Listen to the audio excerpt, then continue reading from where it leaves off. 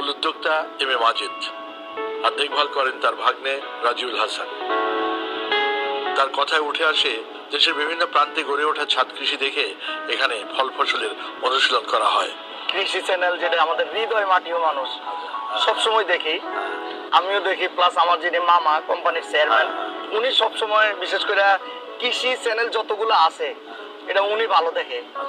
উনি এমন এক মানুষ যে বসে বসে যখনই দেখে, আজকে সকালে স্যার আমার একটা ভিডিও পাঠাইছে যে কচু চাষ করে এক ভদ্রলোক লতি বিক্রি করছে কয়েক লক্ষ টাকা, বা অমুক ছাদে কবুতর পালে, অমুকে বাড়ির নিচে 2টা গরু পালে, তো এগুলো পাঠায়।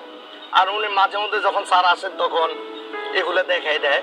আমরা যখন বিল্ডিং এর কাজ ধরবো তখন একদিন মামা ইঞ্জিনিয়ারকে ডাকে বলে দিল যে আমার নিচে জমিতে যতগুলা গাছ ছিল তার থেকে কিছু বেশি গাছ যেন আমি ছাদে লাগাইতে পারি, তোমরা ওই ব্যবস্থা করবা। 13,000 বর্গফুটের আয়তনের পরিবেশ বান্ধব ছাদটি এখন ফল ফসলে পূর্ণ এক কৃষিক্ষেত। এখানে দৃষ্টি কাড়ে বড় বড় বেল, জামুরা, ড্রাগন সহ নানা রকমের লেবু আর দেশি বিদেশি ফলের সৌরভে। পরিকল্পিত স্ট্রাকচার করে এবং বড় বড় ড্রামে পর্যাপ্ত মাটি এবং পুষ্টিকর জৈব উপাদান দিয়ে রোপণ করা হয়েছে এক একটি গাছ। বোঝাই যায় গাছগুলো যথেষ্ট পুষ্টি পাচ্ছে। ছাদ কৃষিতে আমরা প্রথম এগুলো দেখিয়েছিলাম। আমি তো স্যার আপনার ওইখান থেকে দেখে দেখে একটু মোটি করে করছি। এটা হলো প্রথম স্যার আমরা যখন ছাদ করছি, ছাদের পরে আবার 6 ইঞ্চি একটা ঢালাই দিছি। ওই ঢালাইয়ের উপর এটা যে গাঁথনি করে দিছি, গাঁথনি করে চতুর্পাশে নেট ফিনিশিং করে দিছি যেন ওয়ালের বা বিল্ডিং এর কোনো ক্ষতি না হয়। এখন এই গাছ যতই বড় হোক ওই শিকড় এর বাইরে যাইতে পারবে না। আমরা শুধু কয়েকদিন পর পর উপরে একটু একটু করে খালি গোবর দিয়ে দিই আস্তে আস্তে। খুব ভালো।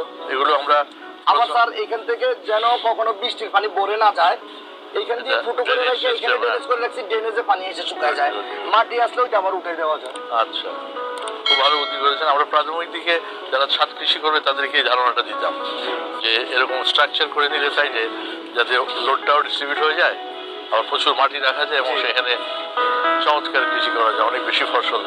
হ্যাঁ, এটা দেখার মতো। আমাদের সাথে স্যার মার্চ মাসে যে পরিমাণ আম ছিল, আচ্ছা মাশাআল্লাহ, আর এই ছাদ বাগান থেকে যে পরিমাণ ড্রাগন আমরা খাইছি, আচ্ছা একদম মানে বাহ, বেড়াগুলো যেন পোকামাকড়ে নষ্ট না করে এই জন্য মানে ব্যাগিং করে দেওয়া। এটা কটবেল না? এটা কটবেল স্যার, অনেক দূর ছিল, এখন শেষ সিজন শেষ, এখন একদম আছে ওইদিকে। হ্যাঁ, এই যে এখন আছে, অনেক আছে নিচ দিয়ে, এই যে এখানে আছে। আমটা কি এটা 12 মাসি নাকি নাম? এটা 12 মাসি না স্যার, এটা হলো ওই যে গোল আম যেটা খিরসাপাত, ওইটা। আতা ফল আছে, এটা যে বিলম্ব আল্লাহর 12 মাস থাকে স্যার। এটা হচ্ছে ডাউল দিয়ে রান্না করে খাওয়ার জন্য। এটা আপনার কত স্কয়ার ফিটের উপরে? আমাদের 13,000 স্কয়ার ফিট এই ফ্যাক্টরিটা। ছাদটা জি 13,000। ওইটাতে তো করেন নাই? না, ওইটা করবো কনস্ট্রাকশন শেষ হলে। আচ্ছা, সবচেয়ে বড় কথা হলো স্যার এই যে আপেল, আমরা সবাই জানি শীত ছাড়া হয় না, কিন্তু আমার 8টা গাছে স্যার পর্যাপ্ত আপেল আসছে। এটা হচ্ছে নতুন ব্রিড ডেভেলপ করা হয়েছে ট্রপিক্যাল কান্ট্রির জন্য। হ্যাঁ, এই যে ফেব্রুয়ারি মাসে মুকুল আসবে এবং সুন্দর কালারও আসছে, অনেক বড় সাইজ হয়েছে এবং খুব টেস্ট খাওয়ার জন্য। আচ্ছা, খুব ভালো। তো আপনার ফল ম্যাক্সিমাম ফ্রুট দেখছি। জি জি, শাকসবজিও করি স্যার। এই যে রোজার জন্য প্রস্তুতি চলছে, বেগুন লাগাইছি, শসা লাগাইছি। এটা তো ডুমুর।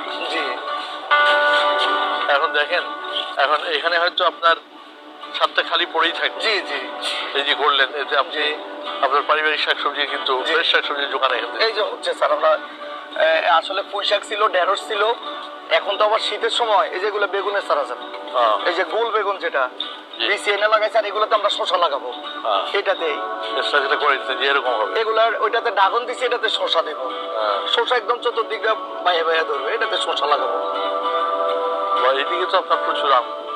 এগুলোতে সবগুলোতে আম ধরছে স্যার। এটা হলো এই যে ব্যানানা ম্যাঙ্গো, যেটা একদম ওই যে বানানা ম্যাঙ্গো, এটা ব্যানানা ম্যাঙ্গো।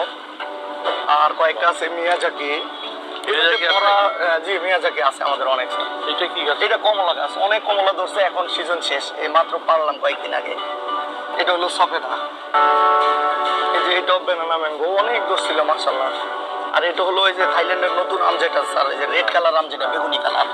এটা এই গাছের থেকে যে কত আম পারছি আমরা, এটা কোনো গ্যান্ডারি আছে স্যার। গ্যান্ডারি করে? বাহ, জি খাবার আখ। জি। ফিলিপিনের আখটা এখন বাংলাদেশে চাষ শুরু হয়েছে। আমাদের এটা অনেক মিষ্টি স্যার, এটা হলো কাপাসিয়া থেকে আমি জাতটা নিয়ে আসছি, মোটামুটি 3 বছর থেকে আমরা এখান থেকে খাচ্ছি। অনেক মিষ্টি, এগুলো অনেক সুস্বাদু। আর লেবু আমরা কিনা বন্ধ করে দিছি একদম স্যার, পর্যাপ্ত লেবু গাছ আমাদের, অনেক লেবু হয়। এটা আমলকি গাছ আছে, ওইটা হলো আঙ্গুর গাছ।